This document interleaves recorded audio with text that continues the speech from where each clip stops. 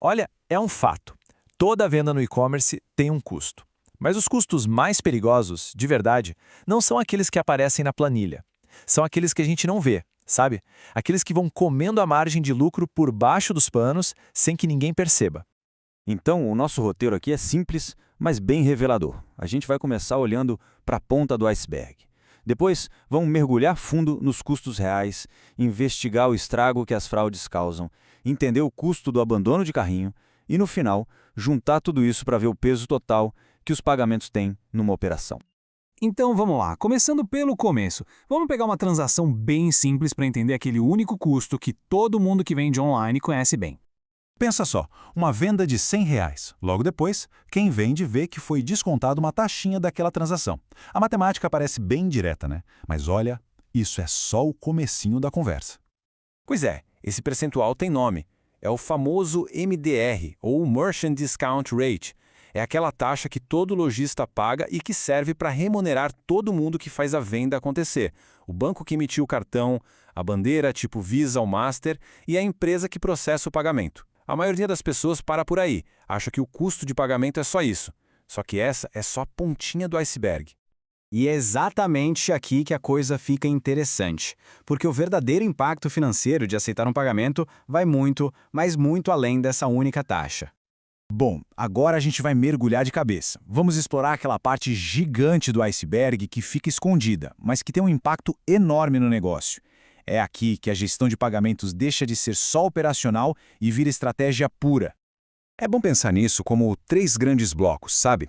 Primeiro, os custos de operação do dia a dia. Depois, as perdas com fraude, que são bem dolorosas. E por fim, as vendas que simplesmente não acontecem por alguma falha no processo. Nada disso aparece no extrato da venda, mas o rombo no resultado final é gigantesco. Falando em custos que a gente não vê, um dos maiores, sem dúvida, é a fraude. E isso é um desafio enorme no mercado digital, principalmente aqui no Brasil. E olha só esse dado que é bem sério. O Brasil é o segundo país no mundo que mais sofre tentativas de fraude no e-commerce. Não é pouca coisa.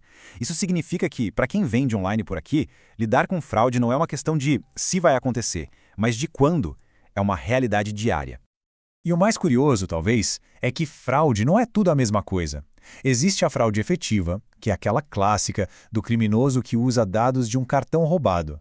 Mas também existe a chamada fraude amiga, que é quando o próprio cliente, um cliente de verdade, contesta uma compra que ele mesmo fez. E tem até a autofraude, que é quando a pessoa já compra de má fé, planejando contestar depois para levar o produto de graça. Então, atenção aqui, porque esse ponto é crucial. Chargeback não é um reembolso, tá? Não é um acordo amigável, é uma punição. O banco do cliente simplesmente vai lá e força a devolução do dinheiro, e ainda por cima cobra uma multa do lojista por isso. E olha o perigo disso. Se a taxa de chargeback de uma loja passa de 1%, só 1%, ela corre um risco seríssimo de entrar numa espécie de lista suja das bandeiras de cartão. E isso pode literalmente impedir a loja de continuar vendendo online. É um risco existencial. Beleza, saindo da fraude, vamos para outro custo que dói no bolso, mas que muita gente não vê. As vendas que morrem na praia, ali na hora de fechar a compra. E se liga nesse número porque ele é absurdo. Cerca de 70%. 70% dos carrinhos de compra online são abandonados antes da compra ser finalizada. Imagina só, são vendas que estavam a um passinho de acontecer e que se perderam no meio do caminho. E por que isso acontece? Olha, os motivos são vários, mas quase nunca é por causa do produto. O maior vilão é o frete alto, que aparece de surpresa. Depois vem taxas que ninguém esperava, a obrigação de criar uma conta, desconfiança com a segurança do site ou um processo de checkout muito longo e complicado. E tem mais um detalhe, que é técnico, mas impacta diretamente o bolso: a velocidade do site. Pensa bem. Um segundinho a mais de atraso para carregar a página pode derrubar as conversões em até 20%. É um custo totalmente invisível, mas com resultado bem visível no caixa no fim do mês. Certo. Agora que a gente já mergulhou fundo, vamos voltar para a superfície para ter a visão completa, juntando a ponta do iceberg com tudo aquilo que estava escondido. Quando um chargeback acontece, o prejuízo é muito maior do que só o valor da venda. A conta real inclui a multa, a perda do produto que já foi enviado O custo do frete que não volta mais, as horas de trabalho da equipe para lidar com a disputa e, o pior de tudo, a perda daquele cliente para sempre e o dano à reputação da marca. É uma verdadeira bola de neve. E tudo isso, somado, tem um nome.